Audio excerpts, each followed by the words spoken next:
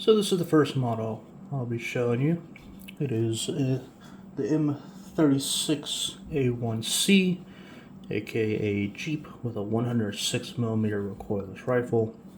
I've had this one sit in my backlog for some time. I've finally gotten around to doing it. This model specifically is quite special because this is the gun system that my father was trained on for Vietnam. And he's told me a bunch of the stories about this, how he'd use it. It's also quite special because me and my father worked on this together. He was the one who actually built the Jeep itself, and then I painted it. The kit itself went together pretty good. We both enjoyed it. A lot of small details. The frame itself had to be built up entirely. It was not one piece. Let me show you here. Unfortunately, all of this you don't get to see unless I flip it over. It was a lot of pieces, unlike Tamiya kits that are generally one giant chunk and you build on it. Each main frame had to be glued together, as well as the entire engine. Yes, this has a fully detailed engine, but I did not choose to display it with the engine visible. The wheels do roll, although they're not really, I guess, intended to roll. They don't have poly caps, they're just kind of in there. I think it came out pretty well. I enjoyed painting it. It wasn't too hard. Sure, I did learn some things because when my dad built it, he put pretty much all of it together, except we had the whole frame off, or the body off the frame, and we had the gun off the chassis, but everything else was glued in place. So it was a bit tricky to paint it all, but I think it came out well. The decals are pretty alright. Obviously, I didn't do them well enough. Oh, come on, camera. You can kind of see on this one a little bit of white showing around. I didn't roll it on and press it good enough. So that's one thing I need to work on. As you can also tell, this is not weathered at all, simply because I could not care. I was kind of going for a factory fresh look right off the assembly line straight to the Garrison. I'm not a big fan of weathering automotive things like cars and trucks and stuff, just simply because in my head I prefer those vehicles to look pretty much factory fresh unless they're going into a diorama. And also my brain doesn't really work too well when it comes to trying to like weather that, because I'm like, well, does that look right? Does that look good? I don't know. Just I like cars and trucks to be pretty clean, as you can see here. Some of the other challenges was mounting the frame to the body, because again, since, as you can clearly see, everything had to be glued together. Eventually there was some pretty significant frame warpage, as you might have noticed. But the front, yeah, you can see it here. I'm not entirely sure what happened. Yeah, you can see the bumper and the bottom of the front grille do not line up in the slightest. Again, I'm not entirely sure what happened. I looked through. I think it's probably just main plastic warp somewhere in like the front quarter of the main frame of the vehicle, which is not, I don't know, doing something. I mean, it's been sitting in my house for almost 4 or 5 years, so that might have had something to do with it. Could just be heat when it was transported over from the factory. You know how that stuff goes. You're probably also noticing, why is there a gun on the gun? Well, as my father has told me, this is a 50 cal, specifically spotting 50 for the 106. And the way it worked is this 50 cal would have ballistically matched ammo that have the exact same flight performance as the 106. So when you're aiming up on a target, there's a target out here, you would, we got to grab Bilbo. He's sitting here somehow, whatever. It would be, or actually more accurately, he would be something like this, looking, because this would be the main sight optic, looking over. You would aim on target, and then you would start firing a few rounds out of this 50, and if the rounds hit,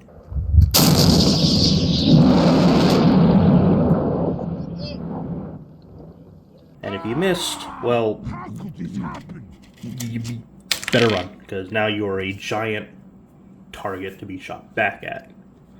So, again, I enjoyed this kit, or I enjoyed painting it.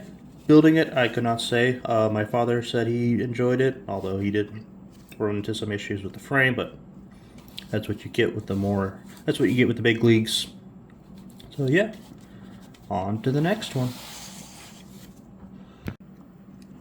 So, I got 2 disclaimers for you. I don't know really where to put them in the video, so I'm just going to kind of put them here. The reason you're not seeing these built, as I've probably mentioned, is my dad built these, and it would have been really hard to get a camera on them, and you wouldn't have been comfortable with that, and it just wouldn't have come out right. And also, some of these kits have been in various stages of production over the years, so you wouldn't have been able to see the whole thing. So I'm just showing you the final results now. I do plan, once I finish up a few more of my kits, I do plan on showing the whole process, but my real estate here is very limited. I mean, hell, my camera is basically in between my legs, and my beard is hanging over my phone right now, just trying to get you these shots here. So obviously doing hours and hours of it in this position would be easy. So I'm trying to figure out a good place to put the camera while also giving you guys an actual good viewing experience. Because I mean, sure, I could like put the camera like off the side over here, but then it'd be all skewed and look weird and it'd hurt your eyes and yada yada yada. So I'm trying to figure that out. Also, as you can see, I got Bilbo and yeah, I didn't paint them because flesh is cringe, embrace steel, but also mainly I'm not a big fan of people in my tanks. I like the vehicles as they are, and I imagine the crew in them myself. I don't need a person necessarily, and I don't have the paints for them really. So I mean, I have the paints for the trucks, but I don't have like all the paints to do like cloth and flesh and boots, so they come out very basic and not to the level I'd want them. So I just kind of, yeah. Will I in the future paint them? Sure.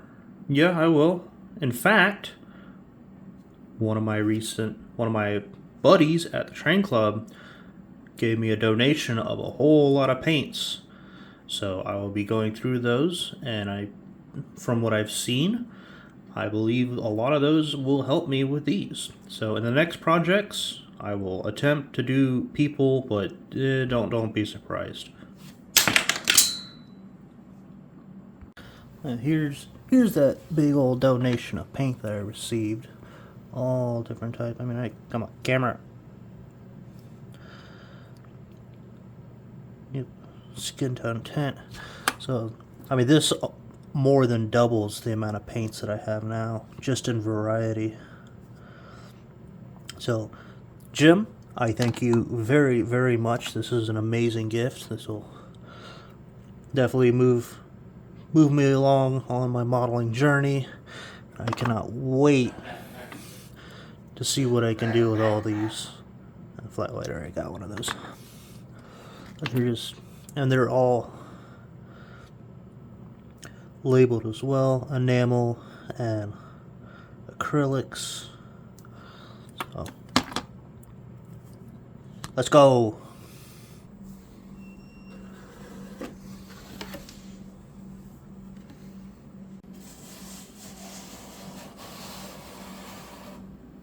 Alright, so here's the most recent one I put together. Or, no, I'm sorry. I did not.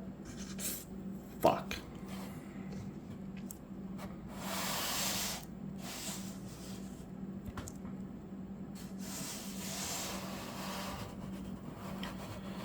So, here's the most recent one that I've worked on. This is the Tamiya. Oh, what is it? US 2.5 ton. This kit was also pretty easy. This is actually a lot easier to paint than the Jeep, simply because it was not nearly advanced. Everything was pretty simple. This too, my father built, and then I painted. And again, we built the frame, and then had the cab front and the body in a pendant, and then I painted them separate, put them together. This one came out very nice, as you would expect with a Tamiya kit. I mean, hell, this entire truck has about as many parts as, as this guy's frame assembly. Like, it's crazy. Also, it's very big,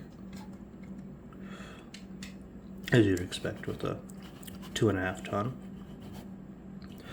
The cloth on it did not come in the kit.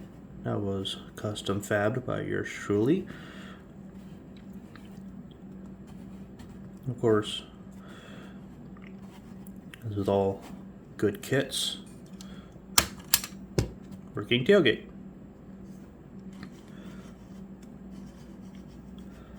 I enjoyed this kit, but I also didn't.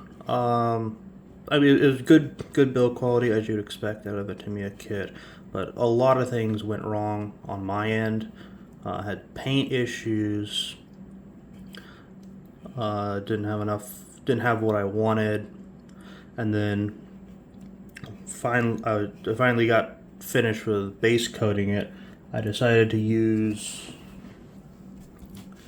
Mr. Clear to seal it in for the decals, because that's one thing I did not do on my other kits. Is I didn't use Super Clear, and on the Jeep specifically, I just put the decals right on the base coat, which was not a good thing, and I just kicked the stand. Good job. So, as you'll see with the photos, this almost ruined the project entirely, because it just got ashy. I don't know what was going on. I don't have the actual Mr. Color thinner. I used Tamiya X20, the lacquer thinner variant, because I saw online that this should work, and it thinned it, but I don't know. It really messed me up. I was so tempted to just restart the whole project or just pitch it in the bin, but I then I was like, well, might as well continue. And my beloved matte varnish, I use it on everything, and as you can tell, it fixed it. The stuff's amazing that it just gets rid of almost all those blemishes. But as you can clearly see with the bumper, I messed up on the decals again, which is weird because the top decal, which I put a lot of work into, it came out half and half. Let me see if you can. Yeah, okay, you can really see it. Like the bottom is fine, but obviously I didn't put enough pressure on the top, so we got bubbles in there. And then on the front, I didn't push hard enough because I thought, well, if it's on a flat surface, just dabbing it with a Q-tip should do it, but obviously that didn't do it. So you can let me see if I can get the light on it. Yeah, you can see there, very, very clear, visible film left, even though I used I have been using these guys, so even with that, it didn't fully fix it, and that's on my part, not on the product's part. Just I was rushing it.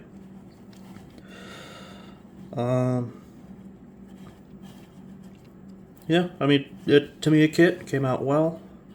The cloth kind of drove me a little bonkers too, because at first I'm like, well, let me get some actual cloth like this from like Walmart or Hobby Lobby, because I thought that'd be good enough, and so cut out.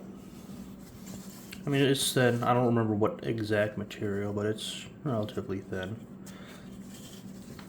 And I thought, oh, it'd look fine. And then did some research, and of course, everyone says use tissue paper or toilet paper, something small, or even like KFC wipes. I'm like, well, I'll just use what I have, and it turned out all right, as you can tell. But this is nowhere near prototypical, because on the real thing, there'd actually be like bungee straps cinching it down, where this it's not that.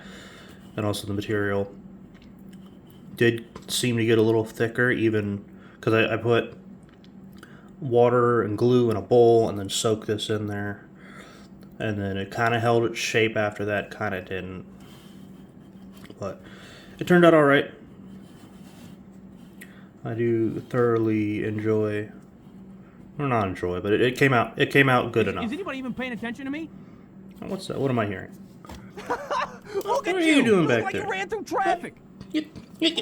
That didn't hurt. Alright. On to the next one.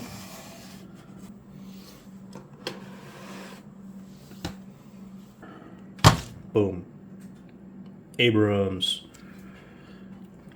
So this is the Tamiya 1/48th scale Abrams, as were the other two vehicles, or the usual 1/35th. This tank, I definitely took the liberty of really trying a lot of new stuff. I've tried shipping, I did some airbrush weathering, as you can see around the mantlet and on the barrel, with all the fume buildup, especially on the smoke discharger there. I'd also dabbled in oil paints, as you can see the dust effects on the tracks and side skirts. With this tank, I was kind of debating, well, I definitely need to try new stuff. I need to learn, because I'm getting back into this. Really need to work on making stuff look old, making it grimy, dirty. So I base coated this with, flat brown, and then I don't have it on the desk, I used desert tan, or no, I'm sorry, I've flat brown, let me get that in shot, Tamiya flat brown, and then I use the AK Worn-Effects acrylic. Now this, as you can see, it came out inconsistent. Like, it came out great in this area, in the smaller area, especially on the side of the turret. As you can see here, it looks phenomenal. Looks like really just been out there. But you can also see where it's quite inconsistent on the side skirts, where there's huge chips missing, and that's, I don't know if that was me, the product, a mixture of both, or whatnot. But so I put this in the airbrush and I sprayed it, and it didn't spray great. Like, you see, it's quite watery, but even in the airbrush, it was spittering and spattering all over the place. So it wasn't a great wasn't a great cover coat. I did, I think, 3 or 4 overall laps trying to make sure I got it all, but I don't know. I was at 20 psi, so pretty high, and even still having issues. So then I got that, it dried fully. I waited like 30-40 minutes. Then I went over it with oh hello, with Desert Yellow the same day, like 40-50 minutes afterwards. And I might have put too heavy of a coat on of the Desert Yellow, maybe, because I put it on, let it dry, again 30-40 minutes. Then, as the instructions on this said, get water and start rubbing down where you want the chips to come out. And so I did, and I did, and I did, and no chips were coming out. I'm like, this is not great. So I started pushing pretty hard with a brush, and finally a few little chips started coming out. And okay, actually, let me show you where. I started doing it right here. And let me turn the turret some so you can... I started doing it right here because I thought this would be the easiest place to see it happening. It's got the most raised detail. It would be pretty obvious. And finally, like a few little itty bitty chips, like microscopic chips, started forming. I'm like, well, and I'm pushing pretty hard. Like I'm like mashing on a brush, and barely anything's coming out. So I'm like, well, let me really just pull out the big boy. This hard bristle, come on camera, hard bristle synthetic brush. And I did very lightly because I knew this was rough, and I was correct. It was a little too rough. So I'm like, okay, that's it. I took an old brush, you can see here, it used to be like that long. Took an old brush and I just snipped it right here at the base, so they're still soft, but there's a lot of back pressure. And I just started going at this thing. And I see this is what I got. It came out pretty good. Again, I do like it. Let me rotate it. Actually, let me just pop the turret so you can really see underneath. It came out great. I liked it. Sure, there's some areas where I definitely went overboard, like as you can see here, which is the weird part, because like this came off like in a single stroke, all that. I'm like, why? I mean, I get it. This is flat and this is a little texture, but even still, I think I hit this a little heavier than I hit the top, which is why it came off easier. But I scrubbed so hard with this that I unironically polished the yellow on top. Like normally when you spray this Tamiya stuff, you know, it's kind of rough because the paint, flat paint.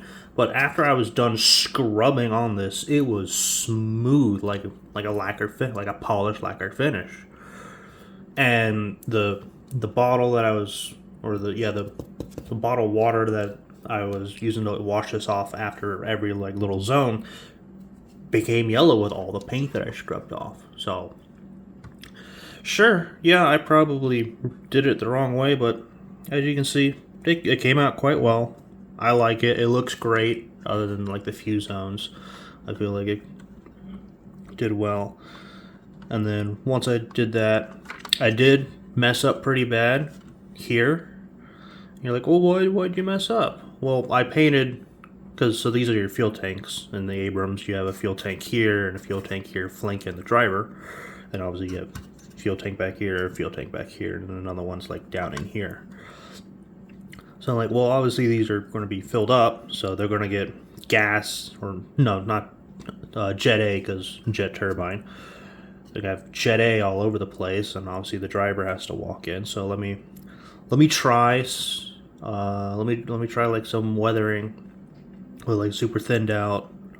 Did I use? I'm trying to remember what paints I used. I think. No, yeah, I used acrylics. I did not use oils. I used very, very thin down acrylics and just kind of, well, not with this brush, with this brush, and I just kind of did a bit of this, to simulate the, not JP8, or is it JP, whatever, the jet fuel, as well as boot marks and scuffing, because obviously you'd be filling these up quite a bit. But I messed up because I put this down before I even did the clear coat. I should have clear coated and then did this. That way I could have messed with this more, smoothed it out more. But you live, you learn. Also, you can probably see with this kit, for being 1/48 scale, the texturing is quite amazing. Because you can see here, this is untextured, but this has the anti-skid coating on it, and it's quite noticeable, which is very interesting, very well done. Good job, Tamiya. So after that, I did the matte varnish over it, and then I came back with the Tamiya wash, and I did that. I've used the Tamiya wash before, and I've not had good success, but this time it came out quite well, especially with that matte coat. Put it in, use a brush, wash it off, darken a lot of areas, really helped with the chipping too, as you can see. One big issue I had, again, with the wheels, I didn't tell my father to leave the wheels separate, so he put it all together. And as you tankers would know, trying to paint this all as one piece is a nightmare. So I did my best. It came out quite well. I'm quite happy with it. And then after that, I dabbled in some oil paints for the first time, trying to do the dust buildup. It didn't come out how I wanted it. Like I wanted more heavy, just like dust covering. I should have just airbrushed dust coat to get more of the effect. But the streaking, I feel, came out quite well, and it also helped cover up some of the chipping. I probably could have done more streaking, especially for how aged and old this tank was.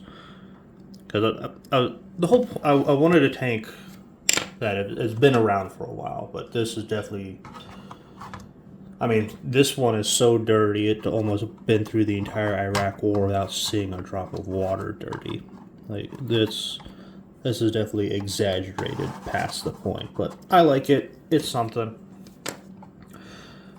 The turret, as you can see, also came out well, and I also had the glare's not showing that too well. I definitely went quite ham on the turret detail, because obviously this is where the commander gunner and loader would be all the time, coming in and out of the hatches, firing the guns, getting dirt, muck, and shit everywhere. So I dirtied this up quite well. I also messed up like I did on the front. Oh, come on, glare. I'm sorry, the glare's not going to show too well. I also put this down before putting the clear coat, so I wasn't able to blend it out entirely the way I wanted it, but you learn, you live, you learn.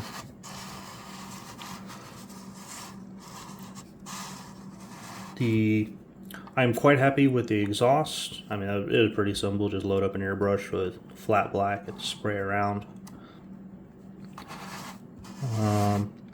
I'm really happy with how this came out with the machine gun, because I actually found an image. I believe it was a Ukrainian Abrams, and this entire side of this barrel was just black and soot from all the spent ammo that blew through this 50 cal.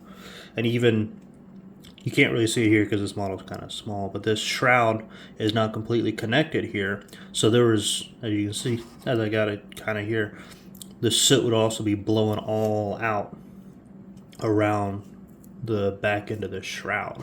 So I got a little bit of that going.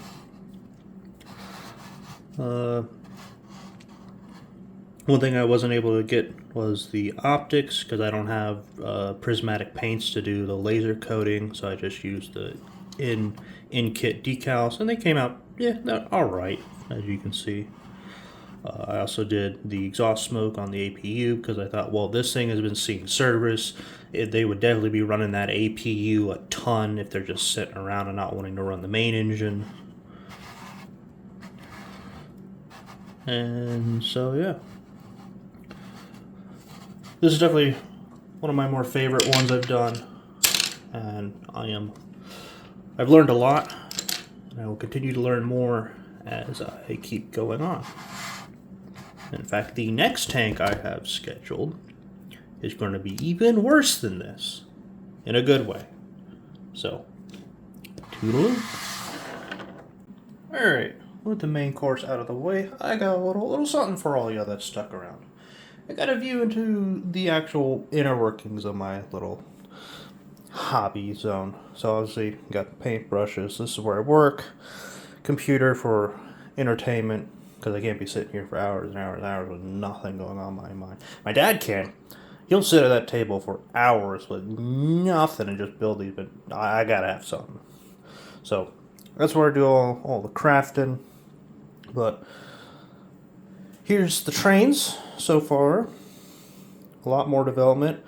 All of these buildings, not that, the cars, are paper and built by my father. So, paper, we've been downloading these online. You may have already seen some of these. I don't remember if I made a video about them.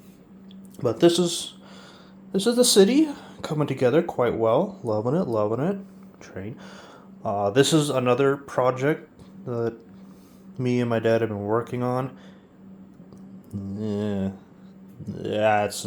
don't like that one. It's not great. But so all of these are paper. That one's plastic, actually. That's a old kit. Because I've been talking with my dad. My dad likes the paper. I like plastic, but as of recently, since I got him back into doing the plastic hobby, I've been having him branch out. So he also built that one. See how it went. He liked it. But these paper, we didn't download. We actually ordered these online.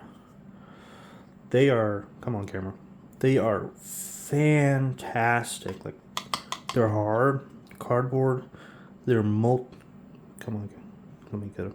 They're multi-layered, absolutely beautiful kits. Hard cardboard backings on them, so they're rigid, like they're stronger than some plastic kits. They're absolutely beautiful. Like, look at this. The windows are actual, like, plastic windows. They got depth to them. They look amazing. So we've been thoroughly impressed with them. Only issue with this company is they're a British company, and everything they have is British. So it's very hard to try to get it to fit into an American aesthetic. But that building worked pretty good. And then this one, he just finished as well.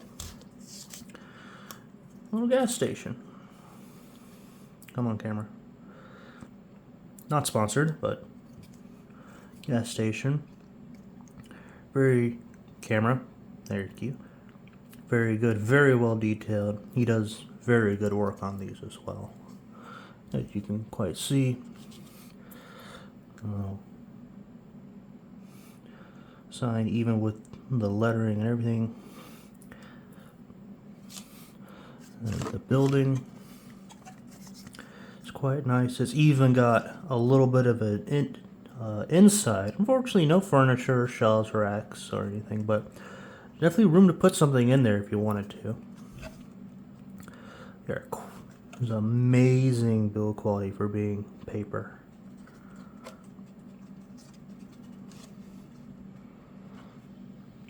Even the glass shines.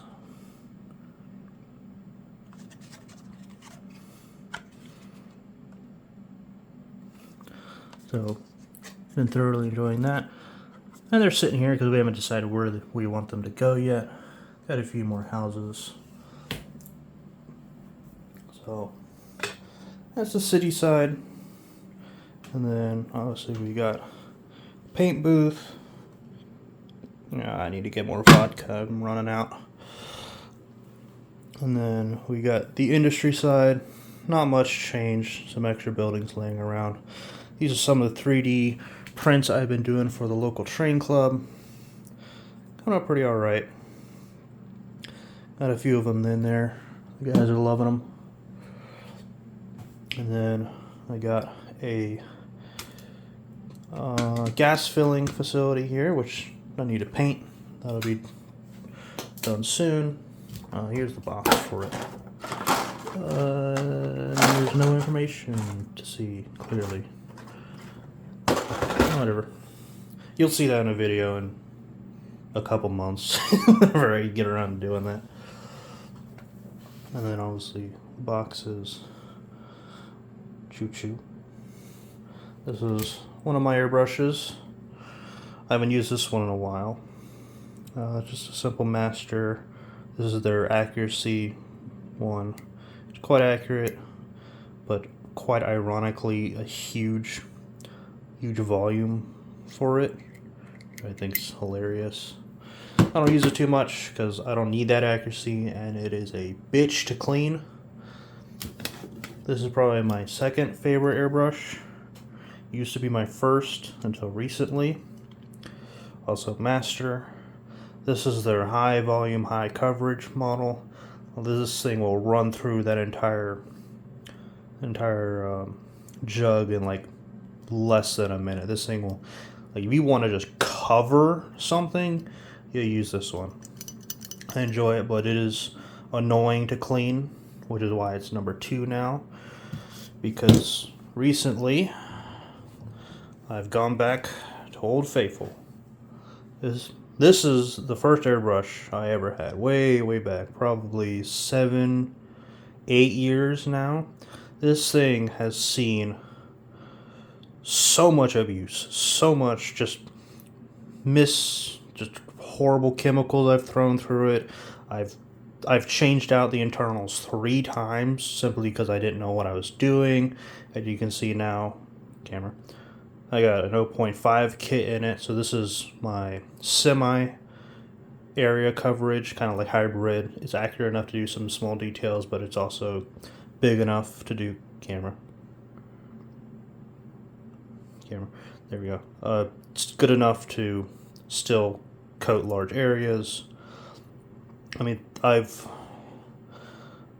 this thing has been with me ever since I started, and it is still going strong. Somehow I haven't completely broken it. So that dozer, I'll do something with that someday. So yeah, that is the trains and how far we've come.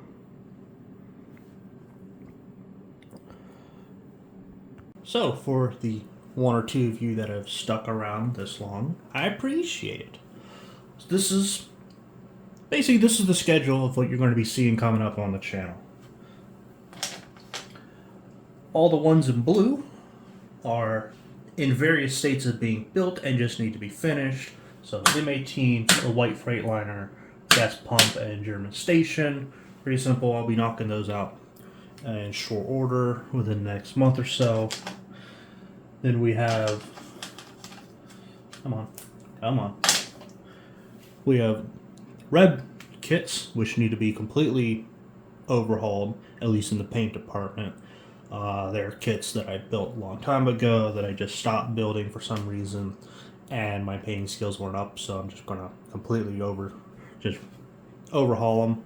So Tiger 2, Centurion, and my big RC M26 need to be completely just base coated back to a new coat and start over fresh, as well as being finished. Tiger 2 will be pretty simple because that's a Tamiya kit. The Centurion's the big 125th scale kit, and the M26 is the 1/16 scale kit. So I got plans for those. And then the final color. So the green kits are completely brand new kits out of the box. All of these. And with these kits, I do plan to do the entire kit on screen for you, as I may have mentioned before. Where the other kits, they've been started already, so you obviously you're not going to get to see much, so it's not really worth making that. So the green ones, I do plan to show everything box to shelf, all the steps as much as I can without getting in the way of actually doing them.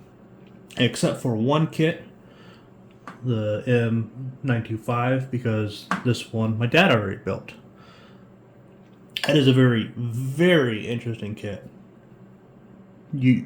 I will make a video on that when I finish it, like I did with these.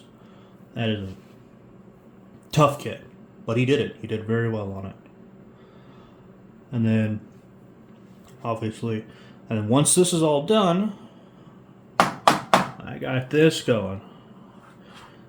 And you're probably, oh, what's that? I plan to design and build a 1/16 Foley RC Tog 2 that can float. And I plan to build it to the details level of the M26, hopefully. So it'll be model grade, but RC float. So yeah. That's the end of this. Thank you so very much for sticking around to the end of the video. If you want to be a sponsor, I have a pigeon. He'll be flying around the DC area in the next few months. Just leave a dollar bill out with a handful of seeds, and that'll pay the fare. You'll get your name on the board. But no, really, I'm not a big enough channel for that to actually mean a damn thing yet. So I don't know. Subscribe to the video, maybe that can work. If not, ignore this segment. So yeah.